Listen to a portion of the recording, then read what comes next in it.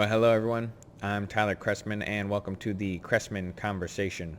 We have a bit of a special episode today. Instead of our normal format, I'm actually just going to read something that I wrote yesterday about the 4th of July. This past week was incredibly busy for me, so I didn't get much work done in terms of the podcast. We're going to have our next full episode will be Monday, and I'm actually really excited about the topic. It is going to be quite a good one, I think. But for today, I'm just going to read a little something I wrote yesterday about the 4th and its importance. You'll be able to find the actual written version of this on my website if you want to check it out and read it for yourself. But I'm just going to read it for you today because I actually really enjoyed it. I thought it was one of the better things that I've written recently. So here we go. There are two conflicting visions of the United States today. There are those who believe our history is one of progress, that our country was founded on a call for freedom, that people held inalienable rights which pre-exist government, and the role of government was to protect those rights, not grant them. The shortcoming of our founding was the failure of not living up to those ideals, but progress has always marched on, and the real history of the United States is one of overcoming our flaws. Our inauspicious start aside, the tree of liberty went from including only a select few and eventually bloomed, extending its branches to include every citizen of this nation.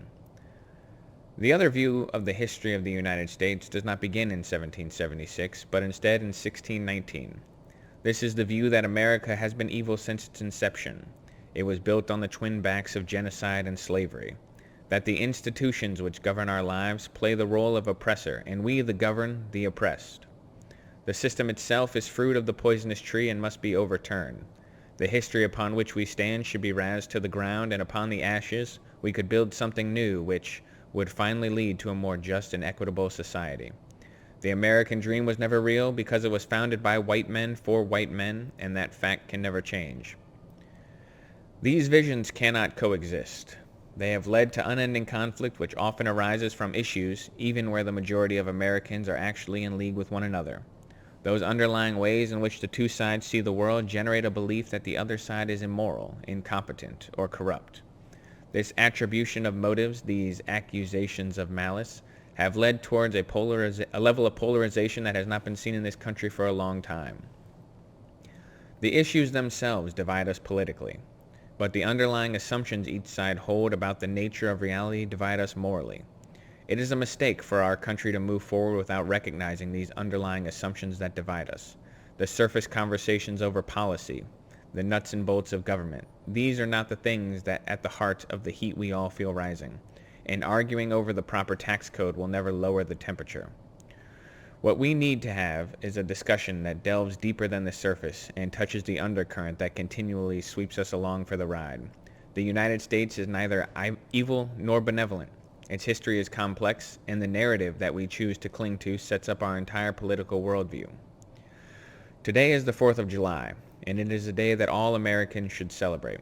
It is the day the Declaration of Independence decreed that all men are created equal, a day that should unify the country, because the history we share is the only common thread that binds us together.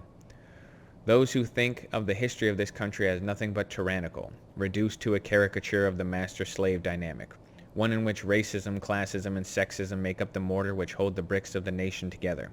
This view of history is wrong.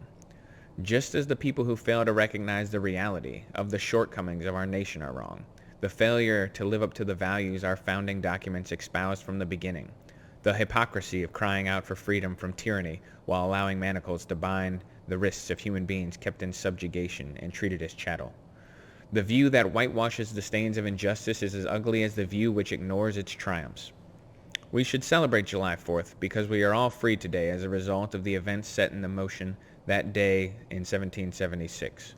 We should celebrate Juneteenth because that is the day that we embrace the black members of this country as we should have from the day of its inception. We should celebrate August 26th and remember that as the day the United States granted the freedoms that men have always enjoyed to the fairer sex. Embracing the good of our history is paramount to keeping our country united.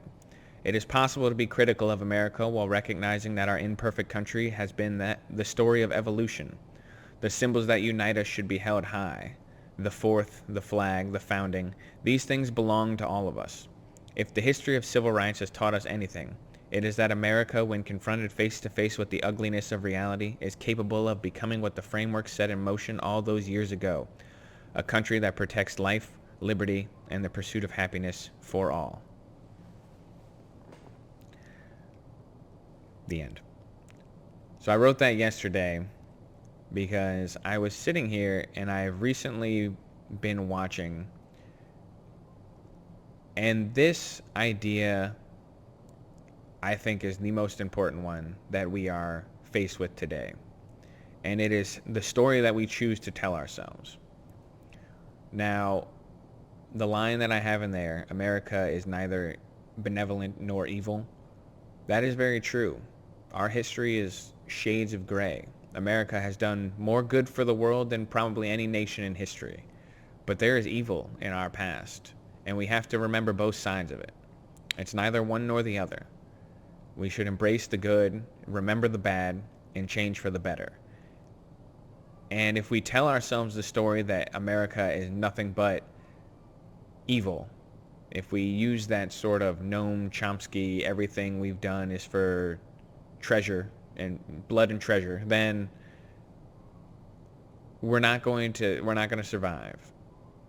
And it is very important, I think, for the world that the West continues to survive.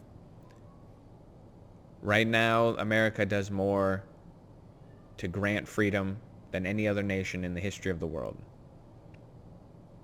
I don't like the trend that we've been seeing. This divide between us is growing steeper, and it's troubling. But I feel like we can all still unify. I feel like there's enough out there and enough people recognize that what we think is division between us doesn't really exist. People in this country don't hate one another. They don't. The majority of us are good people. And this is everybody. This is white, black, conservative, Democrat, religious, irreligious. People are good. They are. It's not, I don't think goodness is innate in human beings, but luckily we have a culture which promotes goodness, and being good in America is still the norm. I think we can all still come together. And embracing days like the 4th of July, this is Independence Day. This is not white man's Independence Day. This is the day we remember our country was born, and the history, the chain of events that set in motion the end of tyranny, slavery, the emancipation of women. These things were all set in motion this day, even if on this day in 1776 everyone didn't get granted the same freedom. That's why I say we should celebrate all the days. August 26th or Juneteenth or July 4th. We celebrate all the days because we all deserved freedom from the beginning. We can't change the past, but we can remember it for what it really was, which is a constant struggle of humanity, of good and evil. I think we can still do it. I think we can all still come together and recognize that